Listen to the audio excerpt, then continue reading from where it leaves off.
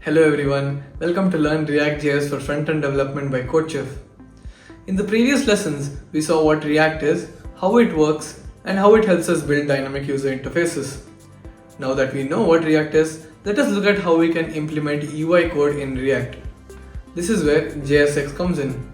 JSX lets you write code in a HTML-like syntax while being JavaScript behind the scenes. So, in this lesson, we will be looking at what JSX is, how it works, and the rules to be followed while writing code in JSX. So let's begin. In this lesson, we'll learn about JSX, which is a standard way we write user interfaces in React. JSX helps us describe what our UI should look like in a clean and readable way. In the previous lesson, we were introduced to React and understood what it does. React is the library that manages the user interface. JSX is the syntax we use to describe that user interface. Whenever we build interfaces in React, JSX is usually what we use. JSX stands for JavaScript XML. It allows us to write code that looks like HTML inside JavaScript.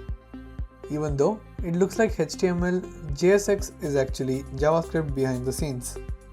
React allows us to write UI using plain JavaScript, but that approach can quickly become hard to read. JSX provides a much cleaner and more readable way to describe the same UI structure. JSX makes React code easier to read and understand.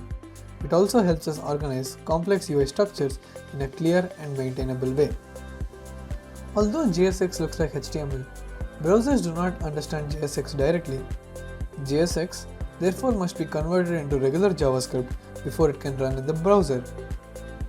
So behind the scenes, tools like Babel convert JSX into JavaScript.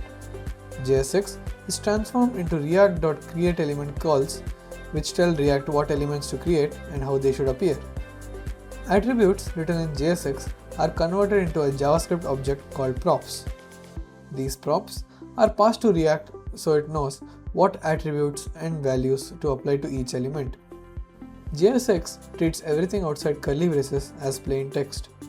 To insert JavaScript values or expressions, we use curly braces. Inside JSX, we can use variables, expressions, and even function calls. Whatever is written inside curly braces is evaluated and displayed dynamically. JSX has its own rules for comments. Comments must be written inside curly braces using multi-line comment syntax. Single-line comments will break JSX and should not be used. Booleans and numbers. JSX automatically handles numbers and boolean values. React converts them correctly when rendering HTML elements. JSX looks similar to HTML, but there are key differences. Some attribute names change, and JSX requires all tags to be properly closed. In JSX, multi-word attributes use camel case instead of lowercase. This follows JavaScript naming conventions.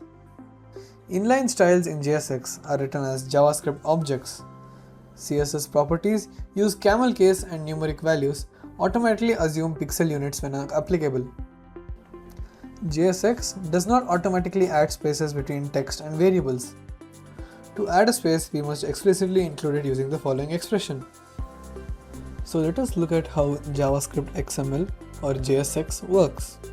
So in this particular subtask, the objectives are to update the app function or app component in app.jsx, which we are in right now, and add a p tag with the text I am learning JSX. So first we are defining a function named app, or as in React, we can call it a component. This component represents a small piece of the user interface. Now inside the function we see a return statement. In a React component, whatever we return is what gets displayed on the screen. Now, instead of returning plain JavaScript or strings, we are returning JSX. The p tag you see here looks like HTML, but it's actually JSX. This JSX describes what the UI should look like. Now inside the p tag, we have the text I am learning JSX. When this component is rendered, this text will appear on the screen as a paragraph. Note that JSX is wrapped inside parentheses, which is done to make a multi-line JSX easier to read and write, and it's a common pattern in React. Finally, we close the function. So let's just run this code once.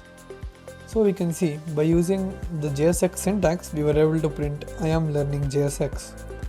Now let's go through this particular subtask to understand through a React component how JSX works with dynamic data. In this particular subtask, we should write a React JSX expression that displays a dynamic welcome message, and it should include the current year along with the dynamic message. Coming to the code, first we'll start with export function app, which is our app component. Now inside this component, first we'll be defining username as Alex, and we will be getting the current year using date.getFullYear. Now let us look at what will be rendered when we call this component. So inside the JSX we have a div element. So you can see how we have defined our dynamic message with welcome, username in curly braces, happy, current year in curly braces. Notice how we display the values of username and current year. To insert JavaScript values inside JSX, we use curly braces. So username in curly braces displays the actual value of username, which is Alex, and current year in curly braces displays the current year.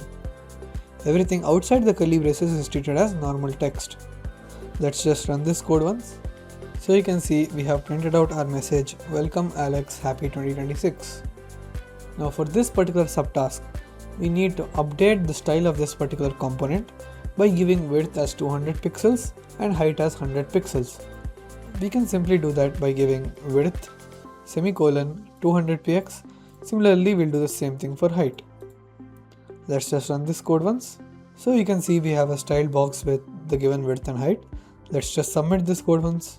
So we have passed all 5 test cases. So in this particular subtask, we'll be looking at the whitespace issue in JSX.